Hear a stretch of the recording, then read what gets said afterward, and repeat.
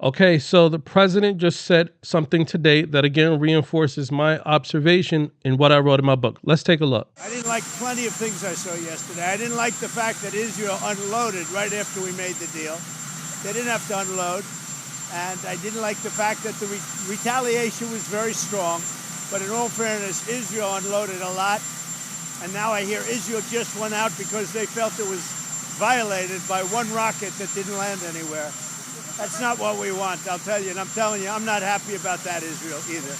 You know, when I say, okay, now you have 12 hours, you don't go out in the first hour and just drop everything you have on them. So I'm not happy with them.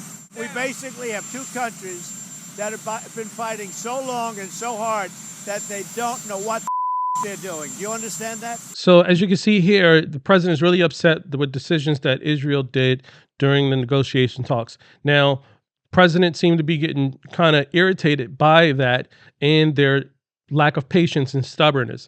So let's see what I wrote in my book that tends to corroborate what we're seeing.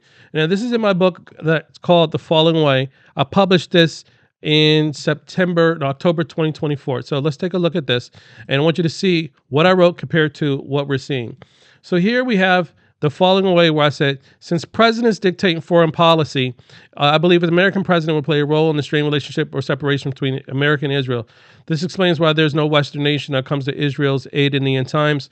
Alternatively, America might experience such a devastating shift in foreign policy or national image, the world be forced to respond and adjust to calling for new global leaders. Because why? Because only U.S. presidents can alter foreign policy in a way that would directly impact Israel, just like how we see right now with the president being irritated with the actions that Israel took during negotiations. He's getting frustrated with that.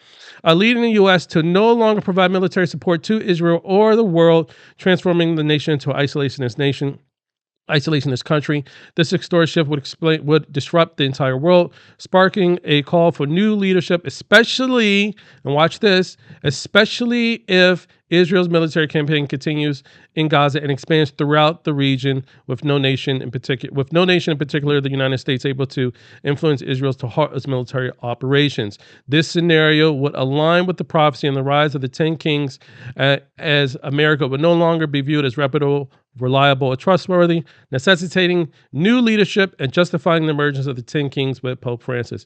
So as you can see here, I'm explaining that what I observed in what I wrote in my book as it would be a president's decision in his foreign policy that would ultimately pull America from Israel, taking its support as well, and also giving rise to the 10 kings and Pope Francis. And we see President Trump being irritated with the decisions that Israel took, and is slowly and surely is moving towards that end goal, which seems to be the case. And if that's the case, and Israel's campaign continues, then we'll see that this again is moving to the direction for the world, calling for who's going to do something.